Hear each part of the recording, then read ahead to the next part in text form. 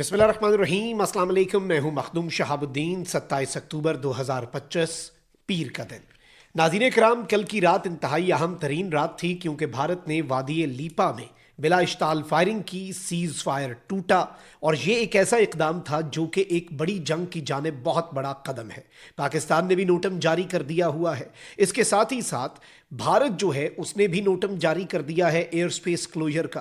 पाकिस्तान कल और परसों कुछ बहुत बड़ा सरप्राइज देने जा रहा है। अब किसी को नहीं पता कि ये तजुर्बा है, कोई नई एक्सरसाइजेज हैं या फिर पाकिस्तान की डिप्लॉयमेंट और रीमोबिलाइजेशन है एसेट्स को तरीके से जहां पर हमने डिप्लॉय करना है। अब इस वक्त जो सबसे अहम तरीन चीज है वो ये है कि भारत अपने INS विक्रांत के ऊपर जो एयरक्राफ्ट कैरियर है उस पर बहुत ज्यादा मान है, भारत को बहुत ज्यादा फख्र है, बहुत गुरूर है और नेवल साइड से इंडिया कोई बहुत बड़ा एडवेंचर पाकिस्तान के खिलाफ करना चाहता है।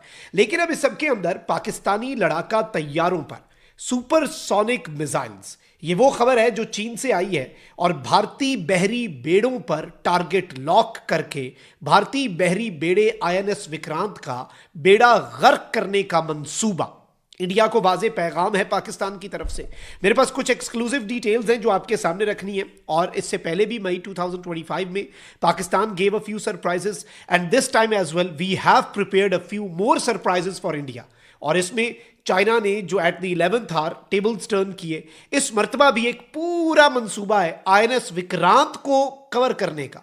और अब इंडियन एनालिस्ट खुद अब ये बात कर रहे हैं कि पाकिस्तान का मुकाबला शायद भारत उस तरीके से ना कर सके।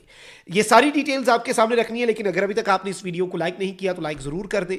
कमेंट सेक्शन में पाकिस्तान जिंदाबाद का नारा जरूर लिखें और जिन लोगों ने चैनल को सब्सक्राइब नहीं किया उनसे मेरी ये दरखास्त होगी कि चैनल को भी लाजमी सब्सक्राइब कर लें। ज्यादा टाइम जाया नहीं करते, डायरेक्ट अपने मुद्दे पर आते हैं। नाज़रीन इकराम, भारतीय तज्जियाकार हैं जी परवीन सुहाने, उन्होंने एक स्टेटमेंट दी है और उन्होंने एक तज्जिया किया है कि India can not handle Pakistan new DF-17 hypersonic missiles in India Pakistan war.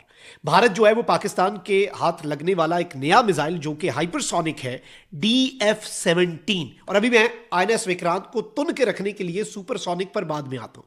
पहले हम जरा इसे डिस्कस कर लेते हैं। ये जो परवीन साने ने कहा है कि इंडिया इसे हैंडल नहीं कर पाएगा, ये DF-17 आखिर है क्या?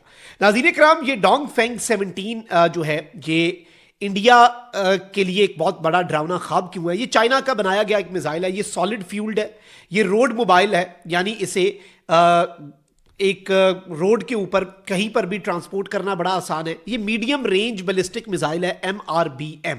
और पर्पस इसका क्या है नाज़रीन इकराम कि ये DFZH हाइपरसोनिक ग्लाइड व्हीकल जो है उसे कैरी कर सकता है। अब ये करता ये है कि ये रॉकेट बूस्टर जो है DF-16B short range ballistic missile का उसे यूज करता है।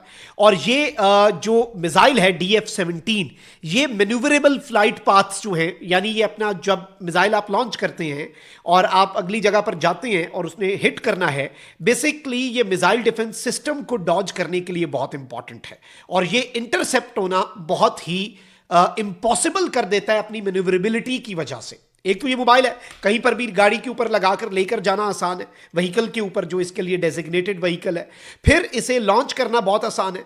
फिर जब ये लॉन्च हो जाता है उसके बाद ये मैन्यूवरेबिलिटीज दिखाता है। इसलिए एयर डिफेंस सिस्टम के लिए इसे नाकारा तो दूर की बात बनाना, इंटरसेप्ट करना, ये पहचानना कि ये मिसाइल आ गया हमारी टेरिटरी में, ये भी बहुत मुश्किल है।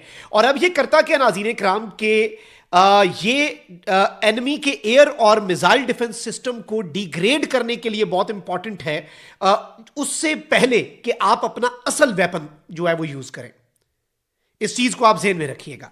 और ये कन्वेंशनल वॉरहेड्स जो हैं वो इस्तेमाल करता है। एंड इवन US इंटेलिजेंस के मुताबिक, इसकी एग्जैक्ट डिटेल्स तो किसी के पास नहीं है, US इंटेलिजेंस कहती है कि ये न्यूक्लियर कैपेबल भी है। इस चीज को भी आप ज़हन में रखिएगा। तो ये एक बहुत बड़ा सरप्राइज होगा इंडिया के लिए। बाय द वे, पाकिस्तान ने अपना फतेह 4 मिसाइल जो है, फतह 1 फतह 2 ठोके थे ना, अब फतह 4 जो है वो टेरन हगिंग स्पेसिफिकेशंस के साथ है, very difficult to detect, very difficult to intercept. तो ये एक पाकिस्तान की तरफ से बड़ा सरप्राइज होगा। लेकिन अब नाज़रीन इकराम, हमने INS विक्रांत का भी मक्कू ठपना है और दैट इज अ कंसर्न। देखिए, आप दुश्मन को अंडर एस्टिमेट नहीं करते। हम कहें कि राफेल बस ले लिया तो क्या, नहीं, हमने उसकी पूरी तैयारी की, हमने राफेल को स्टडी किया, हमने राफेल का तोड़ देखा, हमने J-10C मल्टी रोल एयरक्राफ्ट के ऊपर PL-15 का चाइनीज जो वेरिएंट है वो लगा के ठोक दिया, 6 गिरा दिए, 6-0 का तारीखी फिगर हासिल कर लिया हालिया इंसानी तारीख की, जंगी तारीख की बिगेस्ट एरियल डॉग फाइट के अंदर। अब हमने इंडिया के आईएनएस विक्रांत का भी कुछ ना कुछ हमने उसका खसमाना करना है। तो अब नाज़रीन इकराम मैं आपको यह बता दूं कि पाकिस्तान के JF-17 हमारे जितने एयरक्राफ्ट हैं ना उनके अपने अपने काम है। F-16 for specific purposes, JF-17 for other specific purposes and J-10C तो फिर कमाल ही है। तो अब इस सब के अंदर जो हम कामरा में अपना JF-17 थंडर तैयारा बनाते हैं उस पर अगर CM-400 AKG सुपरसोनिक मिसाइल्स वो लगा दिए जाएं तो आईएनएस विक्रांत को डिटर करना बहुत ही ज्यादा मुश्किल हो जाता है। नाज़रीन इकराम ये सुपरसोनिक मिसाइल होता है और अगर इसे 25,000 फीट के एल्टीट्यूड से ज्यादा से लॉन्च किया जाए तो ये हाइपरसोनिक हो जाता है और मैक 4 से 5 की ये स्पीड रखता है और टर्मिनल वेलोसिटी जो है वो इसकी मैक 5 से ऊपर चली जाती है। अब इसे एक्टिव रेडार से, IIR से, रिकग्निशन सिस्टम से और इवन जो चाइना की अपनी सैटेलाइट का सिस्टम है बीडो उसके जरिए भी इसे बाज़ाब्ता तौर पर मैनेज किया जा सकता है। तो इस चीज को भी आप ज़हन में रखिएगा कि ये चाइना की सैटेलाइट सिस्टम जो कि जीपीएस सिस्टम से बिल्कुल डिफरेंट है उससे भी ऑपरेट होता है। तो इंडिया के लिए इसका कोई भी हिसाब किताब लगाना वो इम्पॉसिबल होगा। अब आईएनएस विक्रांत के लिए this can be very big nightmare और इसमें मैं आपको यह बता दूं कि चाइना की जो सैटेलाइट नेविगेशन सिस्टम है एक्टिव रेडार सीकर और इमेजिंग इंफ्रारेड टर्मिनल सीकर जो होता है, फिर इवन इसकी जो सर्कुलर एरर प्रोबेबल इसकी एक्यूरेसी है वो लेस देन 5 मीटर्स है, यही बहुत एक्यूरेट है। और ये हाई वैल्यू नेवल टारगेट्स जैसे कि एयरक्राफ्ट कैरियर्स हैं उनके लिए ये डिजाइन किया गया है ये मिसाइल जो JF-17 के ऊपर लगा के लाइक आईएनएस विक्रांत। और इवन चाइना ने अगर डिजाइन किया तो it's not just for India's aircraft carrier, high value naval targets के लिए this is the most important thing ever. और इंडिया का जो आईएनएस विक्रांत है जिसे 2022 में कमीशन किया गया था और ये 30+ एयरक्राफ्ट जो हैं उनकी इसकी कैपेसिटी है और ये मैरीटाइम स्ट्राइक, पावर प्रोजेक्शन और बड़ा इसका बेहतरीन इंडिया ने रोल जो है वो डिजाइन किया हुआ है।